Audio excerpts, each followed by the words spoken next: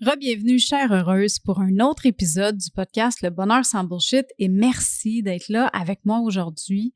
Si c'est la première fois que tu écoutes le podcast, je te souhaite la bienvenue puis j'espère que tu vas enjoy ce moment-là avec moi dans lequel je vais te jaser de bonheur. Si tu as plus que 25 ans, tu as probablement déjà entendu parler de la loi de l'attraction, la loi selon laquelle on attire ce que l'on pense. En fait, l'univers est constitué de plusieurs lois universelles. Il y a des ouvrages qui parlent des 7 lois de l'univers, d'autres en nomment 14, d'autres 12. Si ça t'intéresse d'en savoir plus sur le sujet, je t'invite à faire tes recherches puis à adhérer à ce qui fait le plus de sens pour toi. Parce que, tu sais, ça revient à ça finalement, tu sais, de t'approprier, peu importe l'enseignement que tu vas aller chercher, pour que ça puisse avoir un impact positif dans ta vie. Par exemple, on retrouve la loi de l'unité divine, la loi de la vibration, la loi des correspondances, la loi de l'attraction, la loi de l'action, la loi de transmutation d'énergie, la loi de cause à effet, la loi de la compensation, la loi de la relativité, celle-là on la connaît un peu avec Einstein, la loi de la polarité, la loi du mouvement perpétuel et la loi du donner et du recevoir. La compréhension puis l'utilisation de ces lois universelles-là peut ne pas toujours être évident. Puis selon les ouvrages au travers desquels tu vas chercher ton information, ça se peut que tu trouves que c'est un petit peu compliqué, c'est un petit peu complexe à appliquer. Si on y va avec un peu d'histoire, la première fois qu'on a entendu parler de la loi de l'attraction, c'est au 19e siècle par Phineas Quimby, un mentaliste et un fabricant d'horloges qui souffrait de tuberculose. Après avoir commencé à pratiquer l'équitation, M. Quimby s'est rendu compte que lorsqu'il était sur son cheval, il arrivait à oublier la douleur qui était causée par sa maladie. Il a affirmé que selon lui, la douleur se trouvait dans l'esprit et que si notre esprit avait été trompé par l'existence d'un ennemi au travers d'une croyance, on se retrouvait avec la possibilité de le manifester sous forme d'une maladie. Le remède pour cette maladie résidait alors dans la vérité, soit une croyance non limitante. Au 20e siècle, la loi de l'attraction a monté en popularité, spécialement après la sortie des livres Think and Grow Rich de Napoleon Hill puis You Can Heal Your Life de Louis Hay. Ensuite, au début des années 2000, on a pu voir le film puis lire le livre The Secret, comme je mentionnais tantôt, de Rhonda Byrne. Puis pourquoi je te parle de tout ça? Parce que malgré que tu entends probablement souvent parler de la loi de l'attraction, a.k.a. la loi de la manifestation, la façon de l'appliquer peut peut-être te paraître un peu complexe puis un peu flou. Puis j'avais envie de démystifier tout ça un petit peu aujourd'hui parce que moi, je l'utilise depuis des années, non seulement pour manifester ce que je désire, mais aussi pour changer mon mindset d'une mentalité fermée à une mentalité de croissance. Fait que si ça t'intéresse de parler de la loi de l'attraction, reste avec moi, on part ça.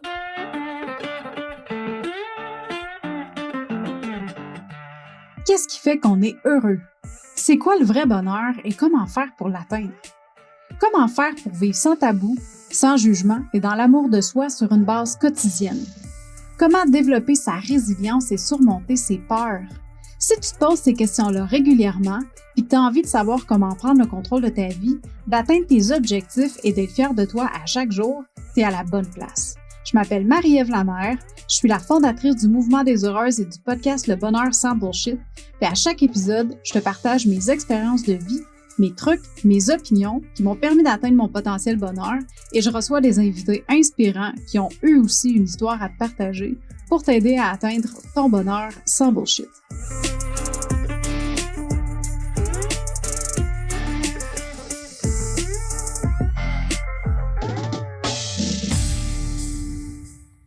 Hey, là, il faut que je te dise avant qu'on rentre dans le vif du sujet. Je suis présentement assise sur mon divan.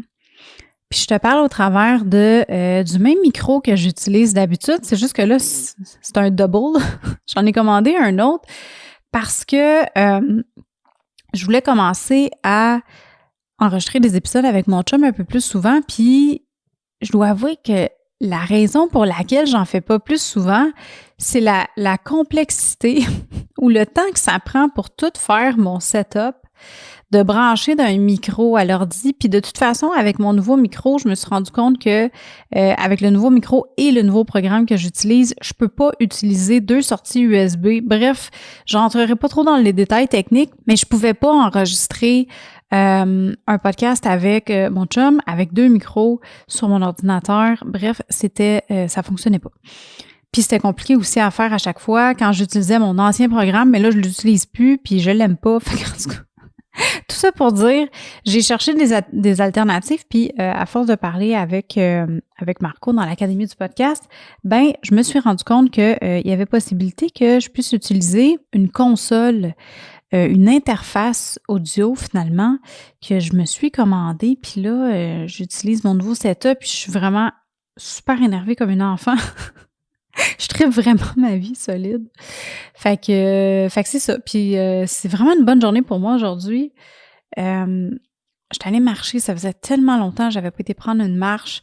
Tu sais, avec tout ce qui se passe, tu sais, que je suis en train de préparer, le fait d'avoir terminé la formation de l'amour de soi, puis là, préparer mon webinaire gratuit du 14 novembre prochain qui s'en vient, c'est à 11h AM, heure de Montréal, by the way. Si jamais ça t'intéresse, tu peux venir t'inscrire au marievlamer.com/mon bonheur. Fait que tout ça pour dire, ces temps-ci, je goal, je travaille, je crée, je suis comme vraiment dans un flow qui va très, très vite. Puis je prends pas le temps que j'aimerais prendre pour justement m'entraîner, pour aller dehors, puis bon, tout ça, pour me ressourcer. Fait que pour moi, de l'avoir fait aujourd'hui, ça m'a vraiment, vraiment beaucoup fait du bien. Fait que petite parenthèse fermée. On va rentrer dans le vif du sujet. C'était un petit moment personnel de ma vie que j'avais envie de partager avec toi. Fait qu'on va commencer par le début. Premièrement, pourquoi est-ce que tu voudrais utiliser la loi de l'attraction?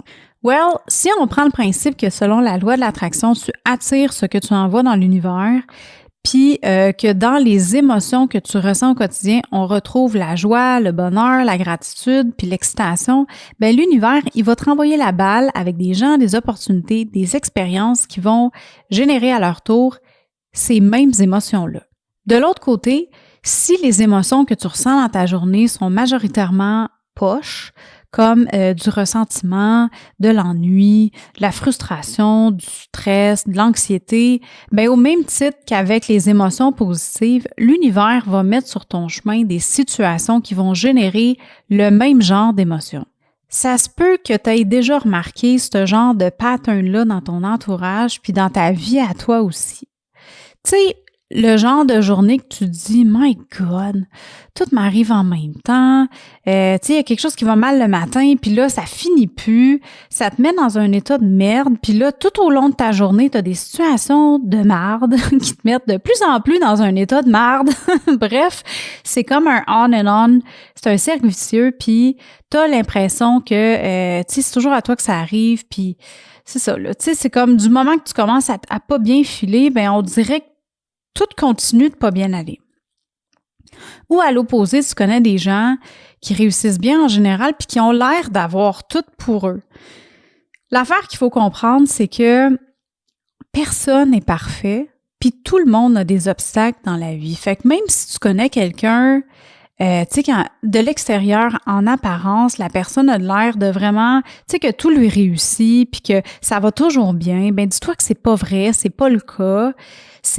Tout le monde a des obstacles, tout le monde a des challenges dans la vie. Là où est-ce que ça va changer, c'est comment est-ce que tu choisis de réagir face à ces obstacles-là, puis qu'est-ce que tu vas décider d'en faire pour t'amener encore plus de positif. Parce que quand tu comprends que ton mindset a une incidence énorme sur ton bonheur, c'est là que tu peux vraiment t'amuser à manifester tout ce que tu veux en appliquant la loi de l'attraction.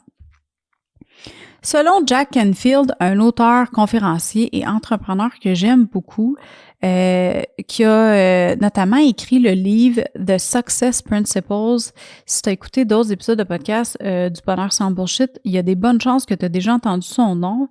J'en ai quand même parlé quelques fois parce que ce livre-là a changé ma vie complètement. Ça a été, je te dirais, même pas mon premier rendez-vous avec la loi de l'attraction, c'est quand vraiment j'ai écouté The Secret en 2008, non, avant ça, 2000, bref, je m'en rappelle plus, dans le début des années 2000, 2007, je pense, 2006-2007, j'ai écouté Le Secret. Puis c'est là que, puis j'ai lu le livre aussi, ça a été mon premier baptême, si on veut, avec la loi de l'attraction. Mais où est-ce que j'ai vraiment compris comment l'appliquer, puis à quel point que ça pouvait avoir une incidence sur ma vie, c'est quand j'ai lu le livre The Success Principles selon Jack Canfield, de Jack Canfield. Ça a vraiment été un turning point dans ma vie. Ça a vraiment été quelque chose qui m'a propulsé, qui m'a aidé à me propulser à un autre niveau, puis surtout à changer mon mindset. Fait que selon Jack, Mr. Jack, selon Jack, puis by the way, c'est ça, je l'ai connu dans Le Secret parce qu'il est un des experts qui parle dans Le Secret. Fait que c'est là, je l'ai connu. Puis après ça, j'étais allée fouiller un peu parce que j'aimais bien sa présentation, j'aimais comment il parlait, tout ça, j'aimais son vibe. Puis c'est là que j'ai vu qu'il avait écrit plusieurs livres. Aussi, c'est lui qui a fait la série Bouillon de poulet pour l'âme, c'est Chicken Soup for the Soul, je pense. Puis il y a eu des dérivés après ça avec d'autres auteurs qui a comme sorti un paquet de livres là, de la série de Chicken Soup.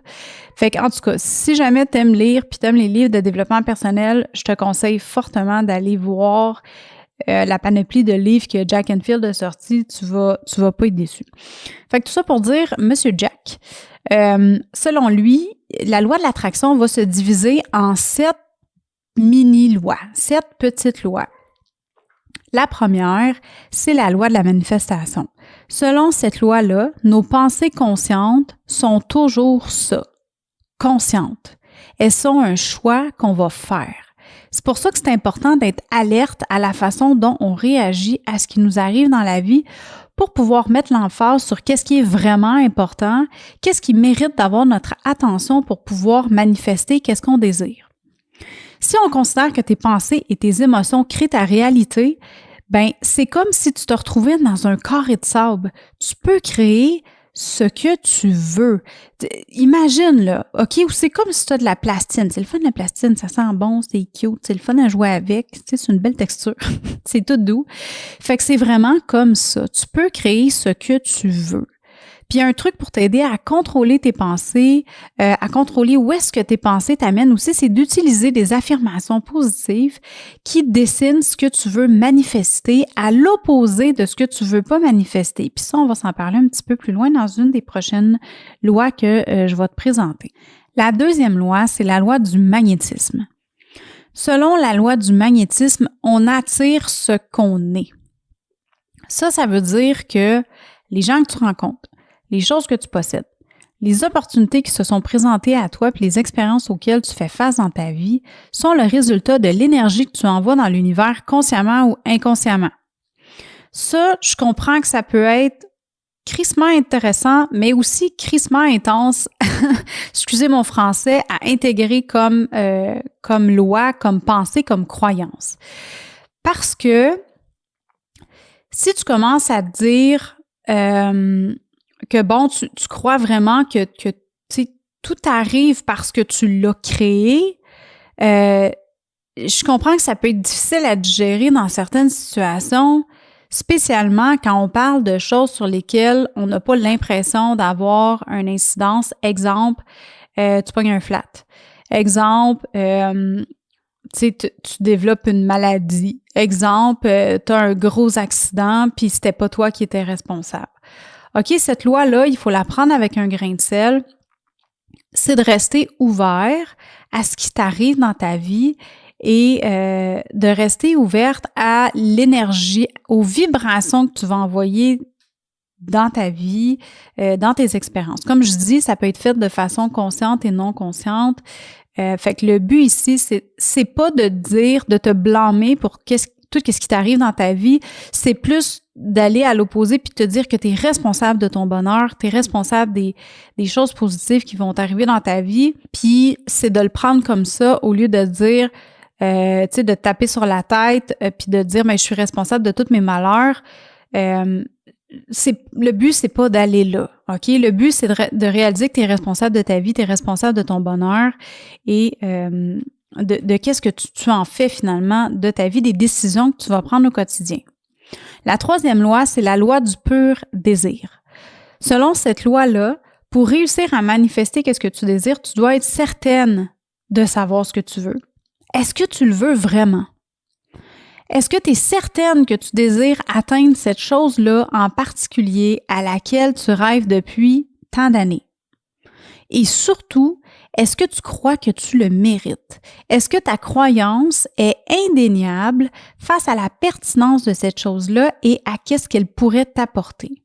La quatrième loi, c'est la loi de l'intention paradoxale. Est-ce que tu as déjà ressenti un désir très fort d'obtenir quelque chose, puis en même temps avoir le sentiment que si tu ne l'avais pas, si cette chose-là arrivait pas, ça serait le désastre? Tu sais, tantôt, dans la première, la loi de la manifestation, je t'ai dit, on va s'en reparler, on est là.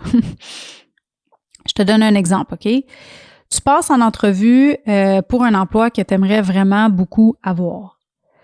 C'est un emploi que tu convoites, tu le sais que tu serais bien là-bas, c'est un travail que tu dans lequel tu t'accomplirais, ça fait longtemps que tu y penses, bref, tu passes une entrevue. Après l'entrevue, tu ressens le désir très fort d'avoir un appel de l'entreprise pour te dire que tu as obtenu le poste. Plus que tu attends, plus que tu deviens désespéré de recevoir cet appel-là.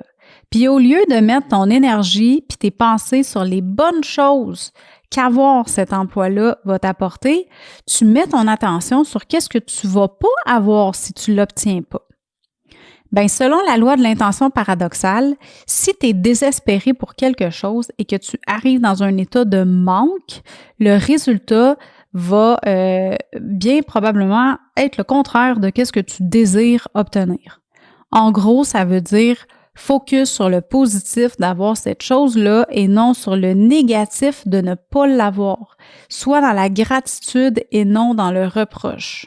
La cinquième loi, c'est celle de l'harmonie. Ben, ça le dit, être en harmonie avec qu'est-ce qui t'entoure. Les gens, les vibrations, les expériences, la nature. Bref, c'est de t'ouvrir aux possibilités de l'univers et de toi-même pour pouvoir t'aider à manifester ce dont tu désires plus facilement. En choisissant de t'aligner avec toi-même et avec l'univers, tu vas t'ouvrir à l'abondance qui t'entoure et tout va être plus facile. La sixième loi, c'est la loi de l'action consciente. Agir en bonne intention avec toi-même et les gens qui t'entourent va avoir un impact sur ta capacité à manifester ce que tu veux dans la vie. Avoir des valeurs honorables et agir en conséquence avec ces valeurs-là va non seulement te faire te sentir bien, mais aussi va te permettre d'envoyer des bonnes vibrations dans l'univers. En gros, traite les autres comme tu voudrais être traité, puis tu vas attirer plus de positif dans ta vie.